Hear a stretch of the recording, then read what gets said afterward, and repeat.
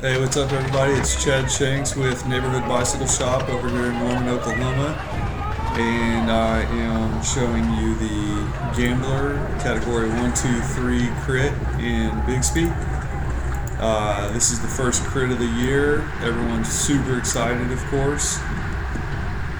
Again, another sold out field. I think we had 50 riders in this field. Lots of teams represented.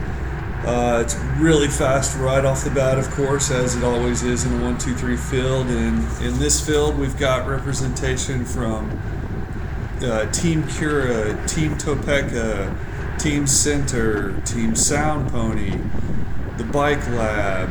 We've got Tulsa Willman. We got Team Toms. And I think we had 5 guys, I want to say, in our field with Neighborhood Bicycle Racing Team. We had myself, Peter, Carter, Will, and Aaron. All of us except Carter and Peter have tired legs. We did the 3 race earlier in the day, in which Will got 3rd. So we're a little bit smoked. The plan for this race for us was Will and Aaron were going to try to cover stuff, and I was going to try to make my way into a break a little later into the race, hopefully. It's supposed to be, I think it was supposed to be almost like a 50-minute crit. That definitely changed because of an accident, horrible crash. Good buddy of ours, Adam Tingler, everyone's rooting for you, Adam. Please get your body healed, get back out there. No one wants to see a crash like that, for sure.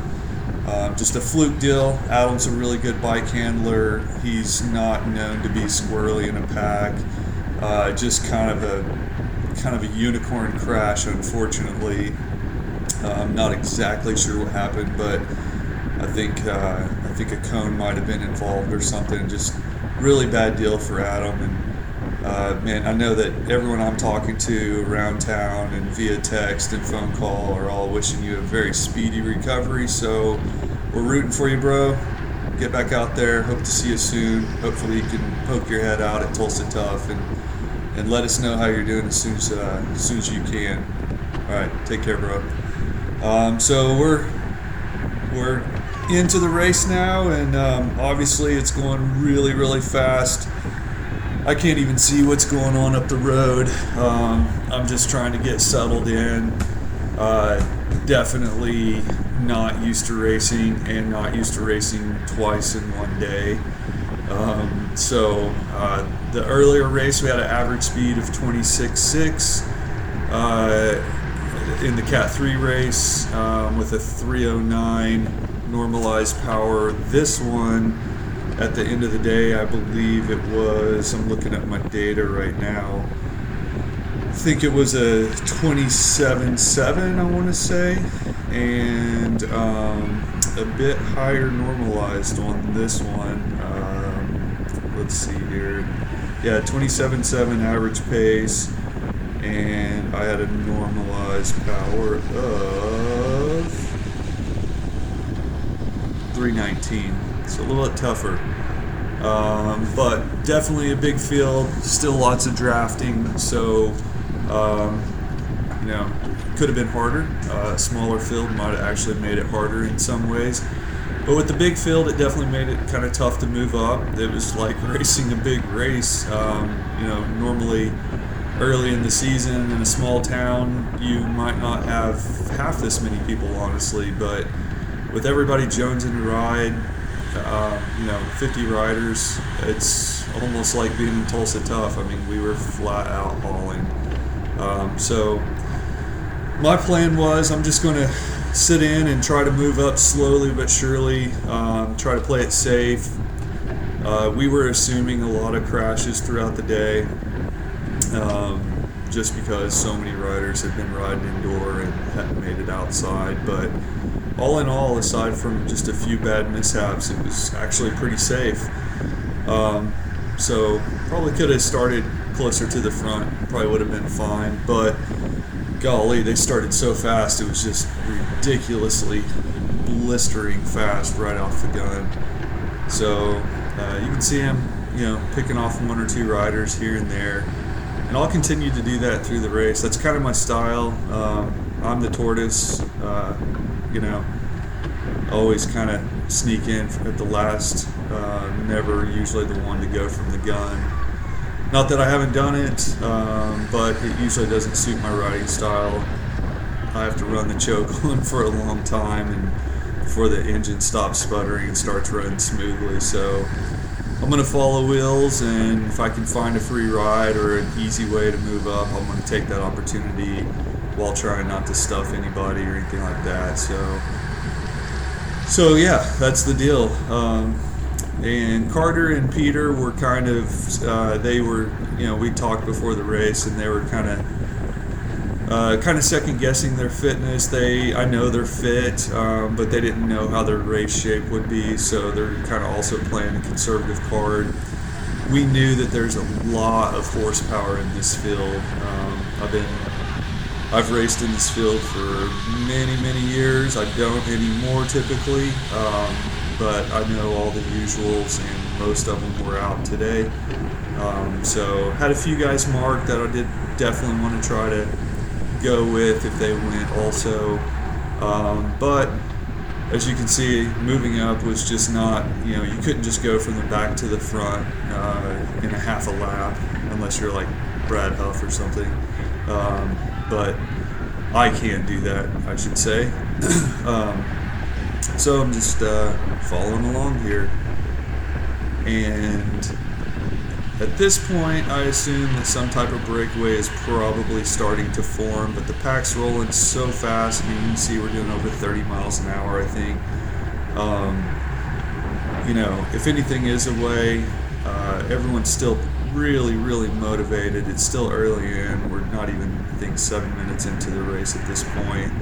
But it's single file. They are super motivated. I'm not sure who's on the front right now, but they want to split it up. They want to reduce this field size for sure.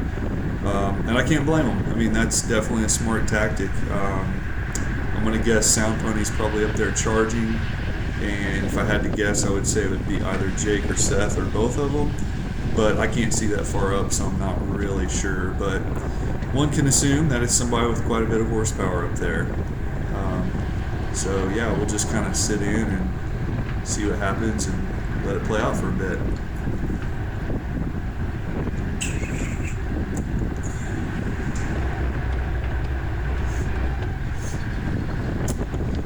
So that's Peter in front of me there. He's riding really well. He told me later that he wasn't feeling it.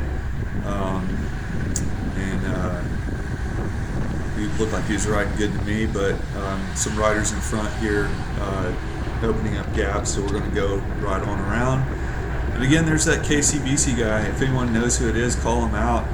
Dude's super strong, and he's got a pretty good snap to him. There he is, closing another gap. He was doing that all day in the 3 race, putting in lots of work.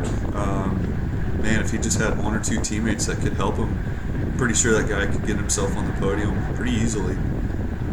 Definitely got the fitness for it for sure, but being underrepresented, I'm familiar with that position in the past. I've been that a lot, and it's just really hard to make anything happen when you're kind of undermanned.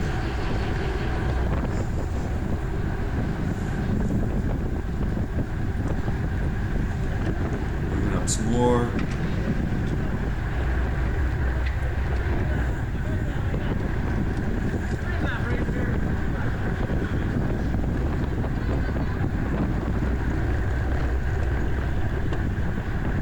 There's my other teammate, Aaron.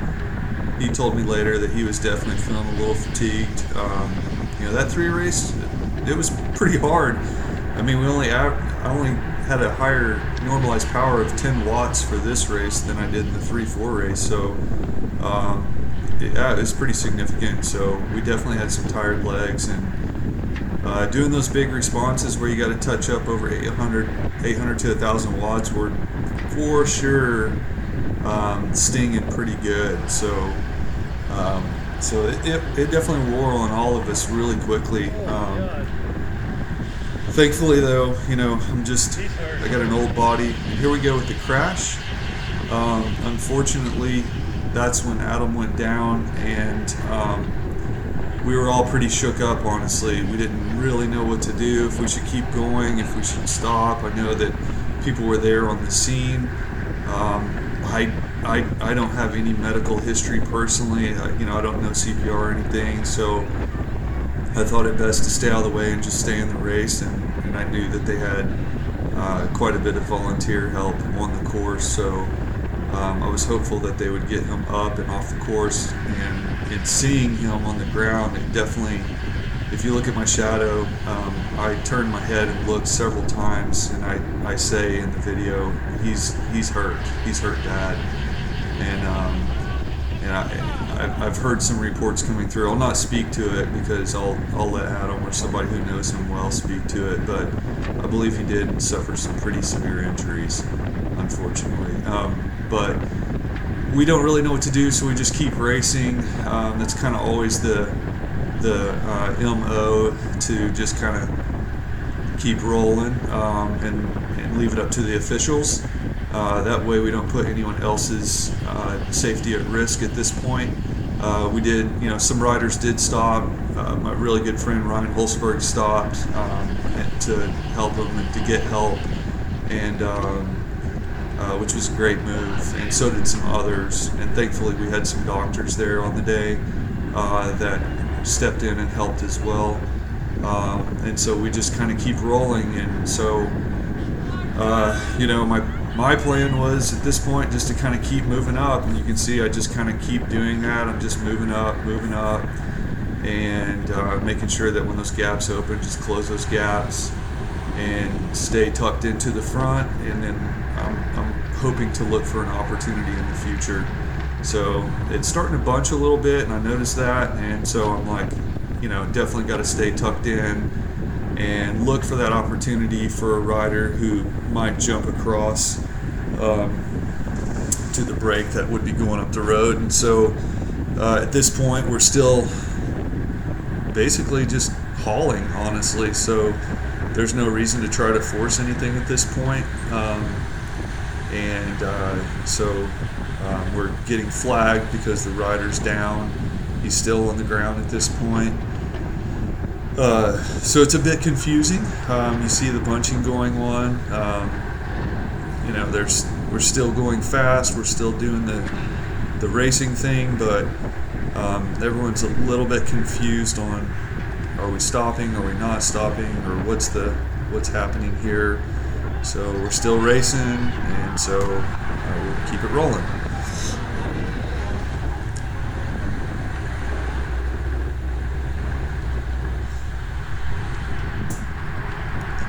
So the speed's still high. I mean, we're still doing 28, sometimes, touching on 30 on the straightaways.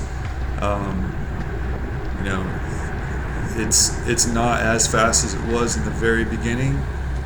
So it's definitely looking like at this point I need to probably try to get near the front and try to go with something. Because usually right about now is when something's going to happen.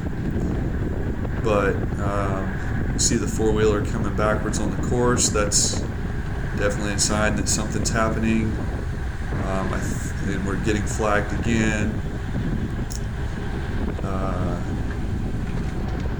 We got kind of one of those mule ATVs over there on the scene now.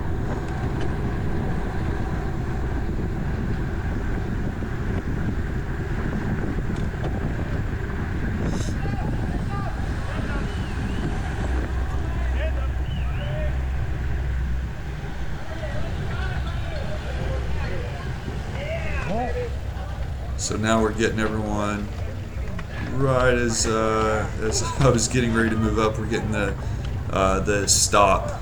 So the officials stopped us to restart the race. They had to get an ambulance on scene. So we stopped, and I cut the video, but we stopped somewhere around, I think I saw at least 12 minutes of footage I cut off of this clip, and then there was probably another 5 to 8 minutes. So I'm going to say we stopped around 20 minutes. which is, for me, I don't know, I can't speak for other riders, but for me, it's really hard to restart after stopping for that long. The heart rate comes way down. I tried to resync my data as best as possible. It might be a little off, but now you can see my heart rate's at 108. And they've got the breakaway kind of already separated, and they're going to hold us and give us a second whistle to get started. And it's like, I already did a race, now we've stopped for 20 minutes in this race, and now we're starting again. So it's like we're doing a third race, and you see, I think it's maybe Seth that shoots out like a grease cannonball. So, which is exactly opposite of what I was hoping for. I was hoping we get a nice smooth start, but I'm hurting. I'm hurting real bad right now. It is not what I was hoping for. So I've got to get these old legs to start rolling again, and that's Carter on my right there. You can always tell which one's Carter because he looks like a Euro Pro all the time, and he can throw down some big watts for sure.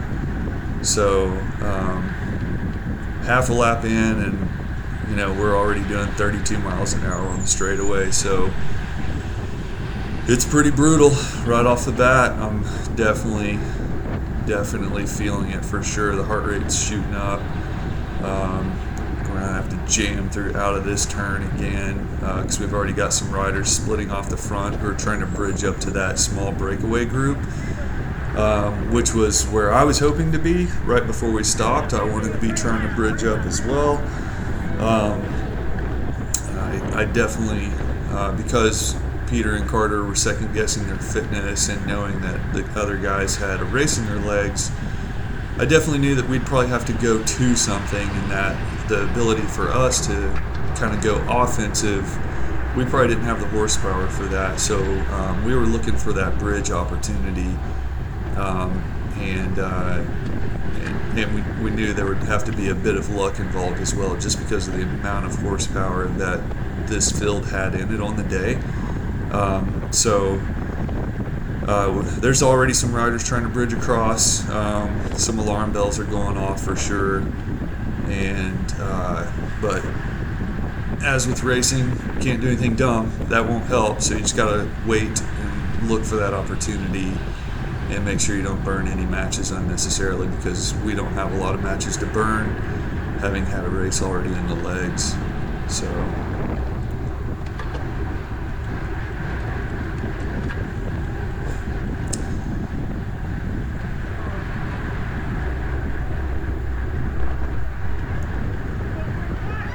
you can see coming out of those turns, we're touching on 900 watts just going into the straightaway.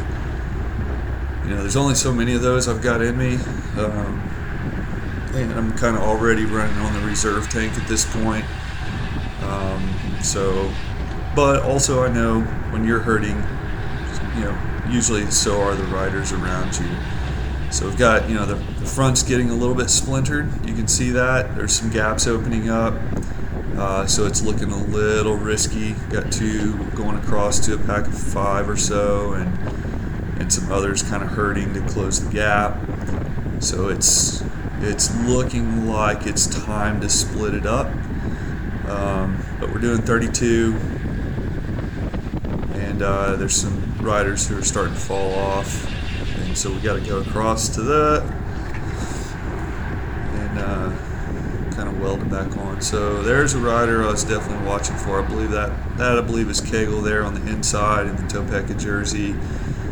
I was pretty certain that he would probably make the breakaway, and I believe he did.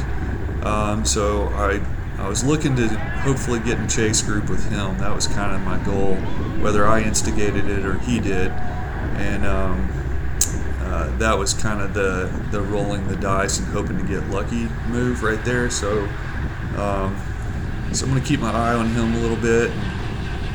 Hopefully he'll make a smart move. He always does ride smart, so we'll keep an eye on him.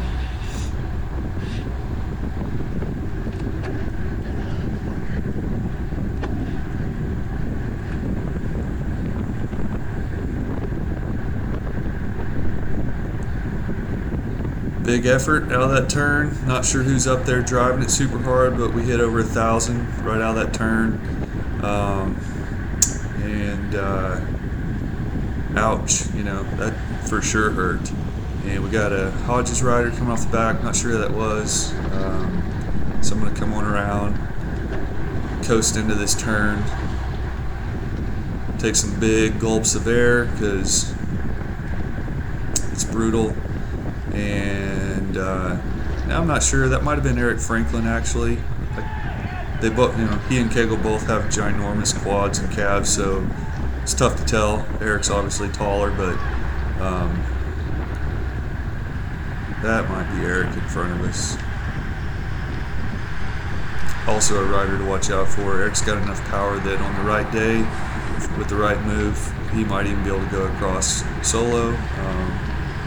But I can't tell who that is, honestly. Still a lot of power in this field.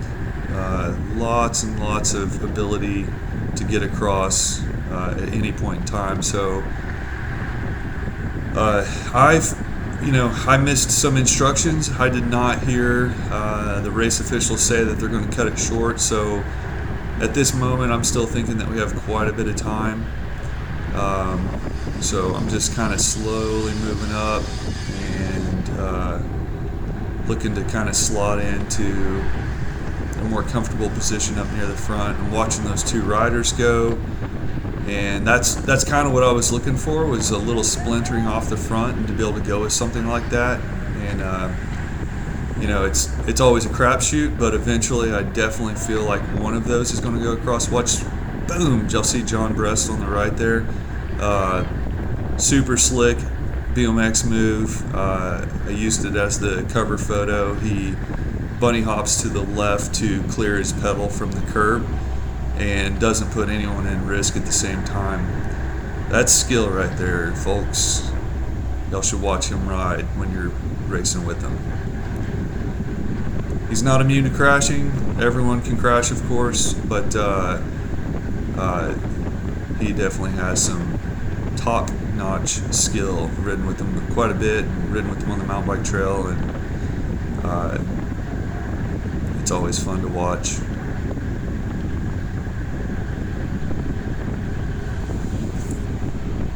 So having to close some gaps. I'm not really panicking on these gaps right now because I know everyone slows through this turn. So coming out of this turn, I'll shut it down. No big deal. And you see another group of three going off the front there, trying to connect to a group of one. So other people have the same idea that I have, that we need to get a bridge group going. And we're just looking for the right combination, which is, everything's happening so fast. This is a really fast race. It's kind of hard to get that right combo effect. And so, when you go for one of these, it's really just, you're rolling the dice. But as they say, you miss 100% of the shots you don't take, right? No fear. I think that was like a t-shirt from the 90s. So I'm seeing people make these efforts. I see a small group up the road there. That looks to be the breakaway. 'Cause it looks like there might be a lead moto in front of them. I'm like, oh man, we got to go now. So I take an opportunity, and I'm like, we got to do this. They're so close. We got to get there. And so I put in a big dig, and right about now is when I'm wishing I hadn't done that 1-2-3 race. Heart rate's definitely up there at 177. I'm not a sprinter, so I don't have that snap to get there, but they are just seconds off at this point. And I'm like, man, we're there. We got to just get there. So I'm looking for that next rider to roll through. Obviously, there's not very many teams represented. I think I named off, let's see, 1, 2, 3, 4, 5, 6. There's 7 teams, 8 teams counting ours. And there's clearly not 8 people up the road. So it would have been nice if we could have reshuffled this field and brought that back. But as it turns out, I just got counterattacked instead. So I was hoping to draw out some riders that would help me get across, but that's not how it played out for me. So got some riders attacking. And knowing who's up the road, it's it's going to be a tough effort to get across for sure. But definitely some people are starting to drag race now, so everyone kind of had the same thought I had, like, man, they're close, we got to get there. But they sensed the danger, and they definitely put the afterburners on and did not make it easy for anyone to close to them. So now I'm just having to sit in and recover and hope that someone else can bring them back at this point. So now my whole goal at this point is just stay near the front. I assume, I saw Aaron, he was a little bit tired earlier. I know that Peter pulled out after that crash. I wasn't 100% sure how Carter was feeling. And I knew that Will had been in a break for almost the entire race in the 3-4 race. So at this point, I felt like probably can't rely too much on them. I know that they're tired, and Carter was nervous about where his fitness might be. So I didn't bank on him and was just hoping for. Oh, I left out Dustin Smith. Dustin went early. He put in some big efforts early on. That definitely cooked him for sure. So now he's gone too. Surprised us all, honestly. He rode really, really well until the lights went out, and then he, definitely struggled. But I guess all that to say, at this point, I feel like I just got to close everything and just got to do a lot of work. So and I'm looking at these riders up the front, and definitely it's kind of a Hail Mary. So Will surprised me right here. He came through, and I said, stay on that, Will, stay on it. That's a perfect move, and he needed to be covering that, and it was nice not to have to cover one extra attack. But I'm going to have to start kind of stepping my game up here real quick, because riders are swallowing me up and I'm losing position like crazy. So I'm going to have to put my head down and dig and hopefully catch a Will real soon so I don't go too far back in the pack. And in my head, I've still got plenty of time to recover because we're roughly not quite a half hour in, so we should have 20 more minutes to go. And normally that's going to play to my benefit, but they cut us 20 minutes short. So I made two huge rookie mistakes today. In the 3-4 race, I chased my teammate, thankfully caught it early, and they didn't get caught. And then in this one, I did not hear the race officials say that they're shortening the race 20 minutes because of how long we had to wait on the start line. So it sounds like, being 41 years old, I need to get my eyes and ears checked. And so I'll schedule some doctor's appointments in the next upcoming weeks.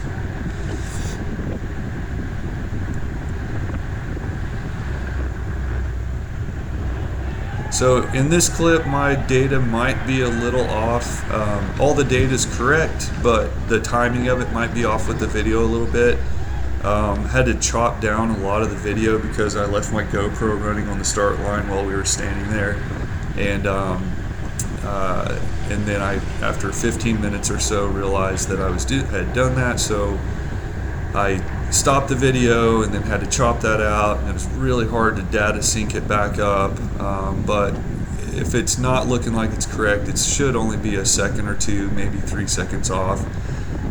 But the numbers are correct in general, so sorry about that. But editing is harder than it looks, y'all. If you haven't done it, it's really tricky. So I'm glad to see this is all coming back together, because hopefully that means we can reshuffle.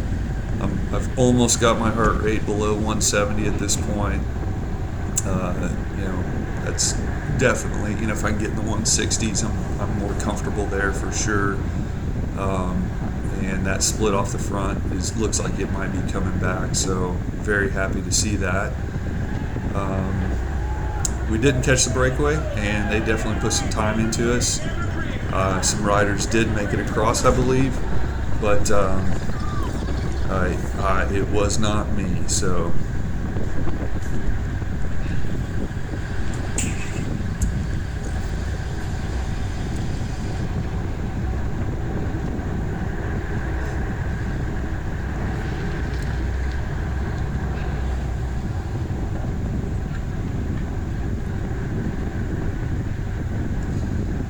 So I definitely assumed at this point that Sound Pony's probably got one or two riders up in the break, because we've got Brian and John, and I think I saw Jeremy stick his head out up here.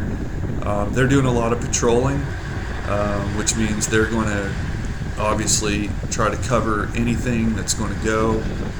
Brian and John are both ridiculously good sprinters, and they're not going to have a problem if it's a field sprint. So they're not going to put any work in to help anyone close any gaps to a breakaway, because they're smarter than that. And so seeing them up here kind of patrolling the area tells me that probably Jake, and I'm guessing Seth, made it into the breakaway. And so we're not going to be able to rely on them later in the race to help pull that break back. So there's, at this point, other riders should be looking to each other and trying to figure out who's up the road, who's not up the road. This was a great course for a breakaway, because it wasn't entirely difficult to be out of sight. You couldn't really see through the course because there's so many buildings. I was certainly trying. I think we can see the breakaway at the end of the straightaway here, but everyone was basically a half block off most of the time, so you couldn't look across the course and see what the gap was, and it was difficult to time. And so it was, sometimes you would feel like they were a mile up the road, and then sometimes you'd get a glimpse, and it would seem doable to bring them back. But at this point, it kind of felt like, it was likely not going to come back. But definitely people were still trying to get across, obviously, but nobody was setting anyone up to do that.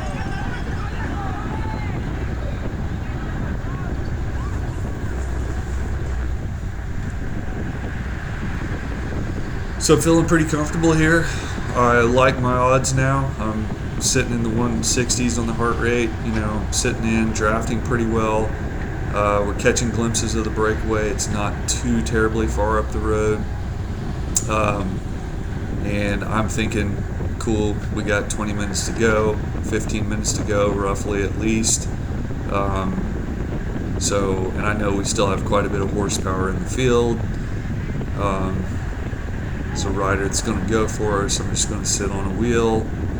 John's going to jump in, so no problem. I'll let him have that wheel, take a little extra recovery. And I think that's John. It's either John or Jeremy.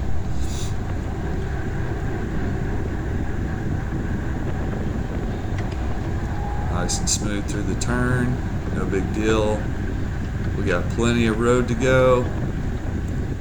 And then we come out of this turn, and I see John jump. And then I see Brian jump, and I think, I guess they must have rang the bell for a preem. Well, I wonder why Brian's going for that preem. John clearly is going to get it. I don't know why he's worried about it. And then I roll through, and I think you can hear me say, "Was that it?" So another rookie mistake on my part. I didn't